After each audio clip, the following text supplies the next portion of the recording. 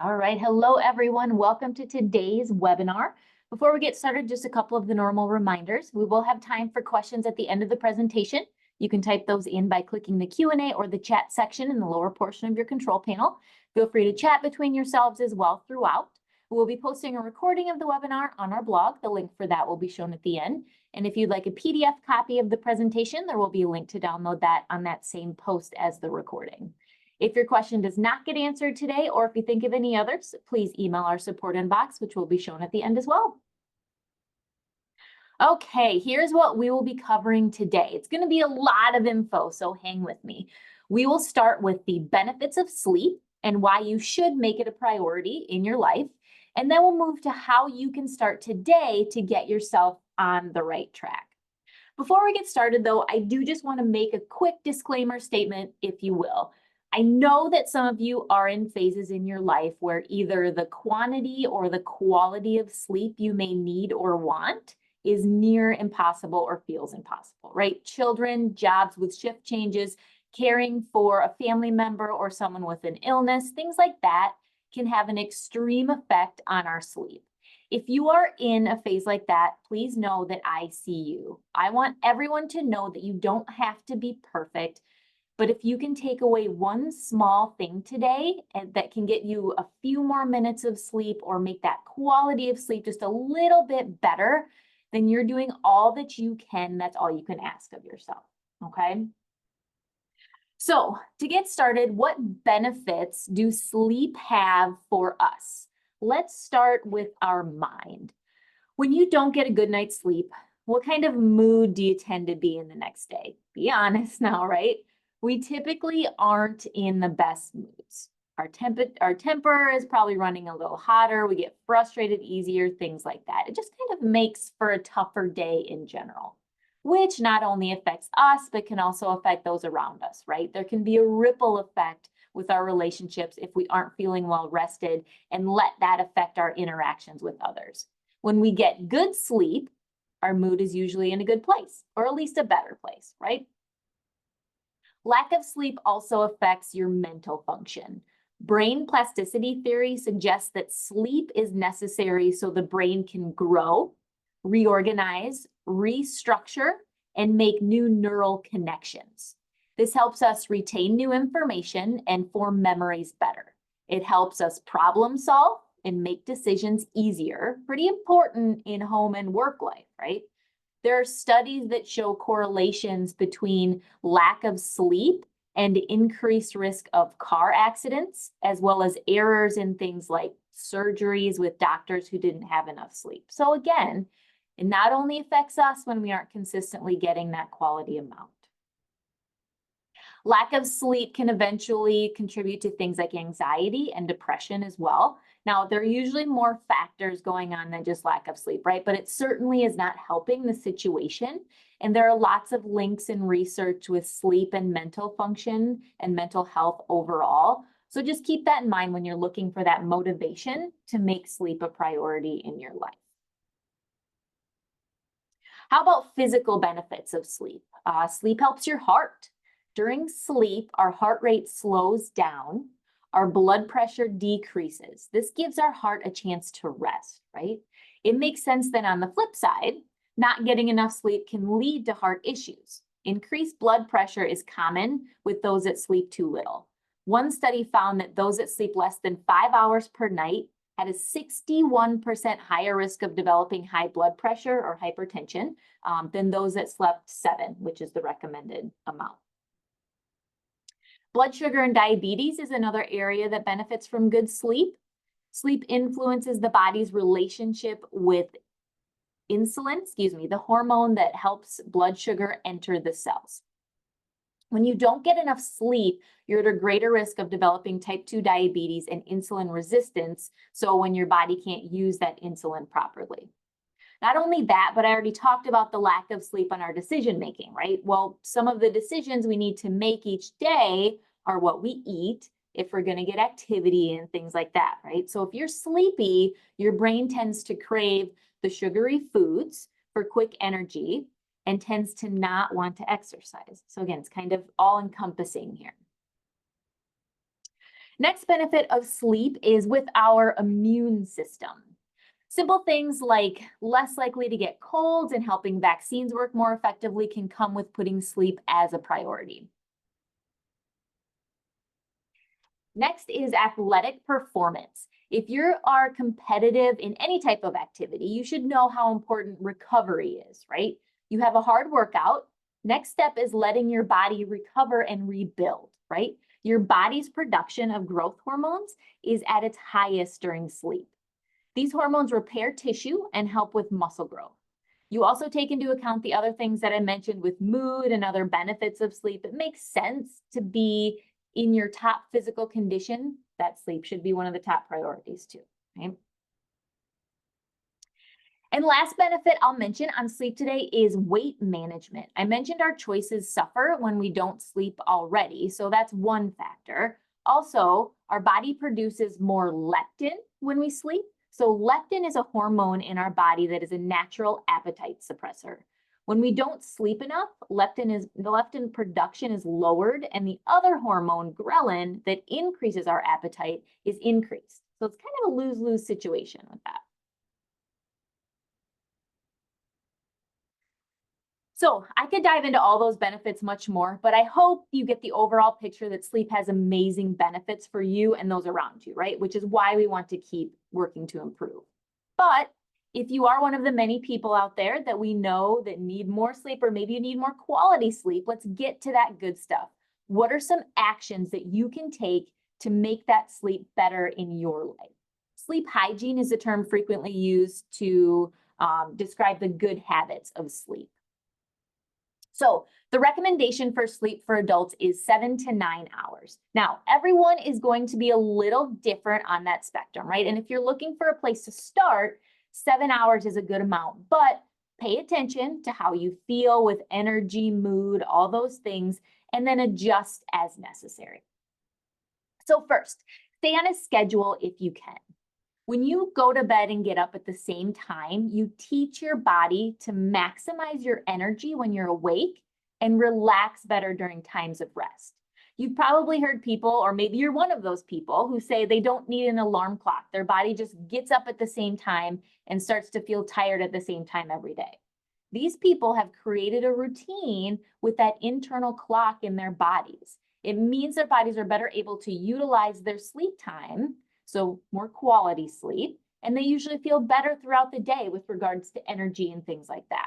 Now, again, I know for some of you it's not possible to always be on the same exact sleep schedule due to work, to family, whatever it may be, right? So if the time you go to bed can't be consistent, then do the best you can to create a similar experience for your body every night. So create a routine.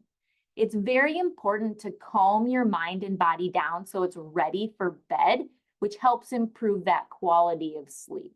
So we'll talk about a couple of these things again in a few minutes, but a few options for a quality routine include things like unplugging from electronics, listening to soothing music, taking a warm bath, deep breathing, meditation. Start thinking of some things that you like to do that are calming activities that you could do maybe in the hour or so before bed. If you don't have that much time, that's okay. Just start with as much time as you can, and then do what you can to make an increase in that time that you're doing those relaxing things if possible. Now, how do you start to create that schedule and know what works best for you? A great way to do that is to track things in a sleep journal. So jotting down what you try, how it affects your sleep, good and bad. Try things for a week or two, write down positives and negatives, and go from there. Track as much as you can. So what you ate, what activities you did, how your mood is, your stress levels, things like that. All of those things affect your sleep. So the more you know about what happens throughout your day or your evening and how it specifically affects you, the more you can try and remedy as many of those things as you can. Side note on tracking specifically, many of you have wearable devices that track sleep now, right? So the question is, are those reliable? Well, according to some recent research, they're actually not too bad. 2024, actually, this year review, the research suggested that they were comparable to actigraphy, Sorry, I'm not a medical professional here, but it's a sleep-based test with a wrist-worn device that you can only get from medical professionals. And with your trackers, since they can collect long-term data, they may even be better in some cases, because again, you're getting the trends. Now, they're still not as sensitive and accurate as some of the lab tests that they can do. So that's one thing to keep in mind, especially with the sleep stages, like deep sleep versus light sleep. But again, long story short, they're pretty cost-effective ways to monitor sleep and at least get that partial picture. And like I said, trends in your sleep and if your changes are helping, right? That's the biggest thing. The next tip I have is to get some sun. I mentioned that some people's internal clocks help them get more sleep, right? Natural sun actually helps your body do this better. Circadian rhythm is a 24-hour clock that we have that coordinates a bunch of processes in our body. It is powerfully influenced by light exposure. When we expose ourselves to natural light, our rhythm becomes more synchronized and with sunset and sunrise. Artificial light, on the other hand, can mess with our circadian rhythm. So it's really important to get as much natural light as we can. 30 minutes is the goal again, but do what you can. And you don't have to be outside necessarily. You can open up windows and blinds too. You don't need to physically be outside to get the benefits if you can, get them through windows and stuff. Now, if you work nights, I understand that being tired at night isn't good, right? But don't avoid going outside because the benefits of nature and being outside still outweigh the cons for you. But for that group and also other groups, you can look into light therapy, which uses an artificial light that mimics sunlight. So not only for those that work at night, but it can be useful for different conditions as well. So seasonal affective disorder, where those that are inside a longer periods during different times of the year can feel more depression symptoms. Depression itself can be affected by this, insomnia, among other things. So do some research, chat with your doctor if you want to learn more. Also, a good point in the chat. Yeah, sleep apnea, that's something we're not going to discuss today, but that's definitely something that you need an actual test for when we were talking about the trackers and such. I'm just talking general trends and things with your sleep. But yeah, if you feel like you have something else going on, please chat with doctor and we'll talk about that at the end as well. Okay, let's move on to the bedroom and your environment. We're going to start with your bed. So having a good mattress is a massive plus when it comes to your sleep quality. If you're waking up stiff or if your partner moves and you find yourself bouncing around, might be time for a new mattress if it's in your budget. Try to find a company that trains its employees and uses some science.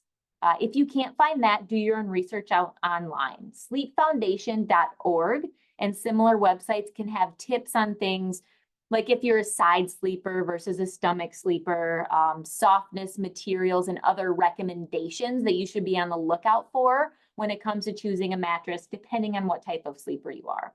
Now, if an entire mattress isn't realistic for you right now, you can think about a mattress pad. Those can get put on top of your existing mattress and can add that extra support or softness that you may need.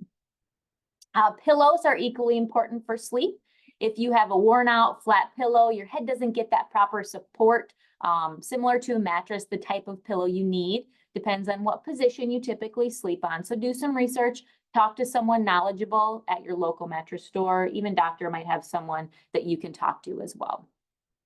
Sheets also fall under needs and preferences based on what kind of sleeper you are. Temperature is a big thing with sheets and blankets, right? So if you're a hot sleeper, you may have different preferences than someone who is not. So once again, what you need to do, since everyone's different, do some research, go from there. But just know that mattress, pillows, and sheets, make sure that that's something you're taking into account when you're looking at your sleep quality. One last note on your actual bed. Reserving your bed for only sleep can help your mind connect it to that action rather than other things and help you fall asleep faster. So with the exception of sex, doing other activities or just hanging out in your bed, which we tend to do, right? We're on our phone, we're scrolling, different things like that. Try to limit that as much as you can so your brain connects your bed to sleep. Okay, let's talk about the rest of the bedroom. Temperature. In general, it's suggested that the temperature of your bedroom should be between 65 and 68 degrees Fahrenheit. Again, preferences may dictate otherwise. I think my husband would typically like on this where it says 20 degrees Fahrenheit. I think he'd rather have that. So you have to compromise and see what works best for you as far as temperature. Noise is next on the list. So your brain continues to register sounds when you're sleeping. So it makes sense that noise can affect your sleep, right? It can cause you to completely wake up or even shift between stages of sleep. So that deep sleep and the lighter sleep. It can also change your heart rate or blood pressure as well. If that sound, even if you don't fully wake up, it can still change those things. Now, interesting to note, there are people out there who are actually, quote, sound sleepers. They have different brain activity that helps make them more resistant to noise disruption. If you're one of those people, I am very jealous, lucky you. For the rest of us, couple things that you can do to think about noise and how to help that. Earplugs or white noise are pretty common suggestions. I see some people chatting with that in the chat right now. So you can purchase machines that actually make noise. You can use a fan. There's YouTube channels that are white noise. There's apps that are white noise. And there is different colors of noise too. I know someone mentioned that. So there's green, there's brown, there's different colors that have a little different tone, and they can affect us differently. So if you try one and it's not working, you can try a different one as well. So how noise works though is because it reduces the difference between background noise and what is called peak noise, like a car door slamming or honking or dogs barking. Shift workers who need to sleep during the day should definitely try and either use white noise or earplugs, whatever it may be, as there's obviously going to be more sounds going on during the day than at night, right? So different things to think about. All right, let's talk about a couple of more environmental areas before we move on. Smell or scent. There is some evidence out there that certain scents can help facilitate better sleep. So lavender is one of those scents that has been shown to decrease heart rate and blood pressure, actually. So something to think about. Washing your sheets regularly just helps keep a fresher scent in your room, which can help. Washing actually helps with allergies as well. So side note, allergies aren't necessarily in the smell category, but since we usually get a stuffy nose from them, it's worth mentioning. Air purifiers and vacuuming are also things that should be on that checklist as well, again, with scents and allergies too. Light. A couple different types of light that can affect our quality of sleep. So we have regular light, like from your hallway or outside. So strive to keep your room as dark as you possibly can. So blackout curtains are one way you can prevent outside street lights, lights from traffic or sunlight from waking you up. Situating your bed so that you don't face a window, if possible, can be another solution. Or you can just use a sleep mask to cover those eyes as well. If other people in your bedroom and like light, or if you're not able to completely block out the light. The other kind of light you need to be aware of leads us into the last environmental area, which is technology. So blue light is the light that comes from our devices like TVs, computers, tablets, and phones, and can reduce the production of melatonin, which is the hormone that helps us sleep. So the dream goal would be to not have any tech in front of you at least the hour before bedtime. Now, I know this may not be realistic or seem realistic for everyone, so just do what you can, right? Limit it as far ahead of bedtime as you can to help with those negative effects. There's also blue light blocking glasses that you can try. They can help reduce the effects that light from your devices has on those hormones. Most phones have a night mode option that can neutralize blue light as well. Again, if you can, so after you go to bed, if you can put your phone on airplane mode at night so you don't get notifications that brighten up the room. Again, if you can, I understand that you may not want to do that. Or turn your phone upside down so that light doesn't wake you up. Same thing if you use your phone as an alarm, which I do. So put it as far away from you as possible and then put it face down as well. Next area to chat about is nutrition. So all of these areas we could discuss for hours, right? But I'm going to keep it short and sweet, especially with nutrition. Focusing in general on good eating habits will help your sleep. So the normal things, right? The fruits, the veggies, the whole grains, water, just whole foods in general, just make our body work better and can help sleep quality. So some specific tips with sleep: try to avoid eating big meals too close to bedtime if possible. Keep snacks light within the couple hours before bed so you're not digesting as much. That can keep us awake. Cut down on the caffeine after lunchtime as much as you can. It's a stimulant, right? It's meant to keep you awake and keep you alert. So stop that as early as you can. Alcohol can also affect sleep. You might think, well, it makes me fall asleep quicker, but what happens later on in the night, it tends to actually disrupt your sleep later on because of what's happening in your body. So best to avoid if you can. Nicotine is a stimulant as well. So same thing. Try to cut down if you can and work to avoid it later in the day as you're cutting down as well. How about exercise? Exercise is a great stress reducer. It releases good hormones, physically tires us out so it's ready for sleep, right? All good stuff. So consistency is key with exercise benefits. I don't care what you do, as long as you're moving, as long as you're getting that heart rate pumping, just shoot for a regular routine. If you're doing more vigorous exercise, typically the recommendation is to do that longer before bed, 2 to 5 hours before bedtime, just because, it pumps us up, it gets some of those, that adrenaline, that stuff going. So sometimes it can take a little bit longer to settle down. Now, again, it could be different. Some people can go to bed just like that. So just do what works for you. But typically those lower impact exercises like yoga, stretching can be done a little closer to bedtime, right? So see what works for you with exercise. But again, consistency, exercise can help that quality of sleep. Let's talk about stress management. I saw someone say, they have a hard time turning their brain off. They have, there's different things going on. That's a big deal, right? And it affects our sleep a lot. So how we deal with stress is incredibly important because it does affect our sleep. So a couple things to think about. We've got meditation and mindfulness. If you want to learn more, there's lots of great research out there on meditation, specifically how it can calm us down getting ready for bed. We have meditations and webinars on meditations on our blog. So if you're curious, check those out. You can also incorporate gratefulness before bed. So if you sit and you're thinking about all the things you have to be grateful for, it can calm you down if you're focusing on that positive, right? You can even keep a journal, jot down something every day, maybe in conjunction with that sleep journal that you're all going to start now, right? But again, focusing on those things that relax our mind is really important.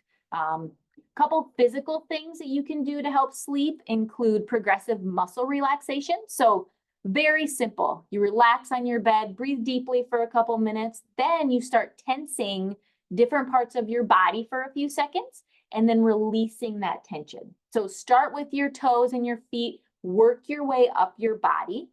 The goal with this is to feel that tension and then feel what it's like when you don't have that tension, when your body relaxes. A lot of us carry tension without even realizing it. This helps to become aware of that and then start to relax those muscles to help us prepare for bed. And then just deep breathing, right? This can be done anywhere, anytime you have stress, but doing it before bed can help you calm down. Just closing your eyes, relaxing your muscles as much as you can, and focus completely on your breathing as long as you need. So again, when it comes to stress management, we all have things that relax us, right? I know some of you said read books, we have music, I mentioned at the beginning, take a relaxing bath, different things like that. So just make a stress toolbox for yourself, I call it. So different tips, different things that calm you down. Try to put that into your routine before you go to bed. All right, quick note on naps. There's lots of different schools of thought out there and different research. But if you nap for too long, it can throw off your sleep schedule in general, right? So the overall general recommendation for most people is to keep them limited to early afternoon and keep them short. So 20 minutes or so if you can. If you're finding that you have to nap to get through the day, working on some of these other tips to help get more and better sleep at night can help with that, right? Because there's probably something else going on that you're not getting that quality sleep at night if you can. So just, again, keep that sleep journal, see what you can do, change some things, make some small changes, see what you can do to get more quality sleep, and maybe that'll help with the napping situation. Again, everyone's different, so you do you, but if you don't have a lot of energy, might be something to look into. Supplements are another common question too. This is going to be a great conversation to have with your doctor. But natural supplements or sleep aids, if you will, melatonin, magnesium, glycine, valerian, among others, could be worth a conversation. Now, if you have more severe issues, there are prescription medications as well. But again, those discussions need to happen between you and your doctor. Even supplementation, it's hard to control supplements out there because they're not necessarily regulated as much. So just make sure you're doing your research, you're chatting with your health professionals to see what would work for you if you feel like you need that supplementation after you've tried some of these other options. So again, just chatting with your doctor in general is a great way to start discussions of any sleep concerns that you have that go beyond the norm. So just make sure you keep that in mind as you try different things to help that quantity and quality of your sleep. All right, let's wrap it up. Sleep is so important and it affects all of our areas of health, right? So find some small steps to take. Progress over perfection. Again, I know some of you, there's lots of external factors that can be going on with our sleep in general, but do what you can. Control what you can control as much as you can to try to get that quality and quantity up to where you react the best and where you can be your best self throughout the day. All right, I'll jump in for questions here in a second, but let's talk about the next webinars coming up. Bad diets, that's going to be a big one, right? There's lots of different ways to eat, and we'll talk about, some of the things that are out there, and we'll talk about kind of the general recommendations on what you should be kind of looking out for with some of those things. And then next month after that, building a balanced life. So this is kind of a time management type webinar. We're going to talk about figuring out time management, empowering you to figure out your schedule, create more room for you, for the things that we mentioned today, right? Focusing on better, healthy habits. So that's the plan for October. If you are someone that receives lifestyle rewards for watching the webinars, and you do have to answer questions. Again, some of you will, some of you won't. Most do not have to answer questions, but if you do, here are the questions. Pretty simple if you were paying attention, even a little bit, usually. Try not to make them too hard. This will be on the slides too, so if you don't have a chance to screenshot right now, you'll be able to download the slides within the next day or so. So you can take a look at that.